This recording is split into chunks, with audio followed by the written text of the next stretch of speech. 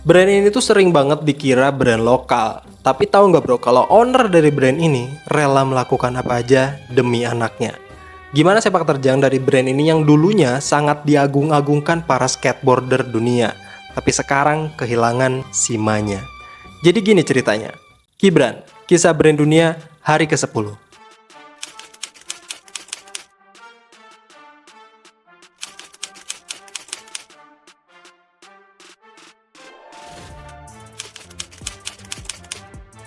Airwalk ini pertama kali berdiri di Pennsylvania, Amerika pada tahun 1986 oleh George Yon dan Billman.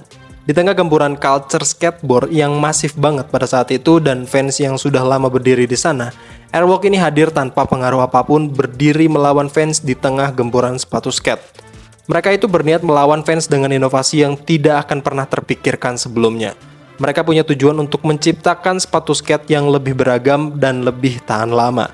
Kalian yang tahu brand ini juga pasti setuju lah kalau Airwalk ini memang awet banget mau dibandingin sama brand skate lain manapun. Bener nggak? Tapi sayang banget Airwalk ini sekarang mulai kehilangan value-nya dan pamornya di dunia skate. Ditambah Airwalk yang masuk ke Indonesia ini justru malah punya kualitas yang nggak lebih baik dari sebelumnya. Airwalk ini adalah anak perusahaan dari Items International yang dimiliki oleh George Yon yang dikelola bersama dengan Billman. Di tengah perkembangannya, anak dari Billman ini menantang ayahnya untuk membuat sepatu skate yang berbeda dari sepatu aerobik yang dibuat Items International. Berkat itulah Airwalk berhasil masuk ke pasar skate melawan fans yang udah lama berdiri di puncak klasemen. Pada awal perkembangannya, Airwalk ini merekrut Sinisa Aguilera, seorang fotografer skateboarder yang terkenal saat itu yang punya banyak banget koneksi dengan skateboarder kayak Tony Hawk dan lain-lain. Setelah merekrut Sinisa atau Sin, Airwalk ini dalam 2 tahun berhasil membuat 100 pasang lebih desain sepatu yang berbeda yang dipasarkan secara global. Nama Airwalk ini diambil dari nama gerakan skate milik Tony Hawk. Di tahun 1980-an, era skateboard di US ini cukup masif dan Airwalk ini hadir menjadi pembeda dari brand sepatu skate lain. Artikel pertama dari Airwalk adalah artikel Prototype 540 Skate Shoes. Nama artikel ini tuh terinspirasi dari gerakan skate 540 spin. Artikel ini tuh punya desain yang canggih dan utilitarian banget, yang kemudian jadi ciri khas dari sepatu skate lainnya setelah itu. Tony Hawk adalah atlet kedua setelah Billy Ruff yang direkrut oleh Sin untuk Airwalk di akhir tahun 1980-an. Ketika itu nama Tony Hawk lagi kencang-kencangnya di dunia skate.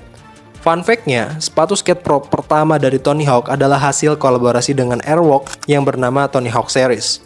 Correct me if I'm wrong. Yang dirilis di tahun 1995. Pada saat itu, Tony Hawk ini ditawarin oleh 2 brand besar, yaitu Puma dan Airwalk. Tapi pada awalnya Tony ini menolak Airwalk. Tapi setelah beberapa tahun, Tony mulai luluh dan merilis artikel tersebut. Setelah merekrut Tony, mulai banyaklah skateboarder terkenal lain yang masuk ke dalam tim Airwalk. Total ada sekitar 70 orang di dalam tim skate Airwalk dan menjadi salah satu yang terbesar pada saat itu. Di dalam tim tersebut ada Rob Dyrdek, Jason Lee, Slugo, Danny Way, Jeff Rowley, dan lain-lain. Airwalk ini menggaji mereka setiap bulannya dari hasil penjualan sepatu yang berhasil mereka jual. Artikel paling laris dari Airwalk ini adalah Airwalk One yang didesain oleh Lenny Holden yang mendesain sepatu Airwalk lain kayak Prototype, sepatu gym, dan NTS. Artikel Airwalk One ini setelah pertama perilisannya langsung sold out pada satu waktu dengan total produksi sebanyak 7 juta pasang. Setelah itu Airwalk mulai merambah ke segmen lain kayak sepak bola, basket, dan bowling. Tapi ternyata masa kejayaan Airwalk ini cuma bertahan sampai di tahun 1990-an aja. Karena setelah itu Airwalk ini mulai mengalami kesulitan marketing karena perubahan pasar yang sangat signifikan. Dan sekarang Airwalk masih terus berjuang buat bangkit lagi, tapi sayangnya belum dapat momen yang pas. Setelah itu pada tahun 2004, Airwalk ini diakuisisi oleh Collective Brand, dan pada tahun 2014, aset dari Collective Brand ini dibeli oleh Authentic Brand Group, termasuk Airwalk di dalamnya sampai sekarang.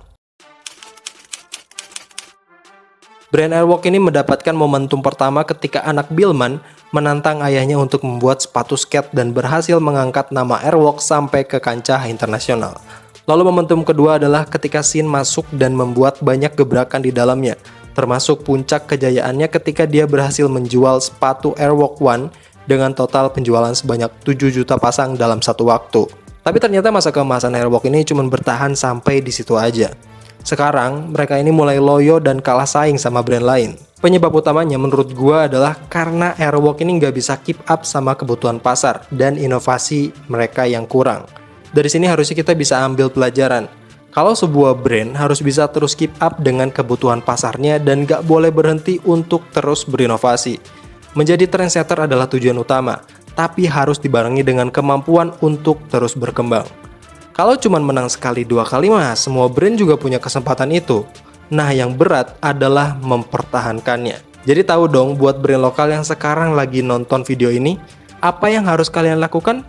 Betul, terus berinovasi, bukan cuman jago cari sensasi. Emangnya lu selebriti apa yang dapat duit dari hal kayak gini?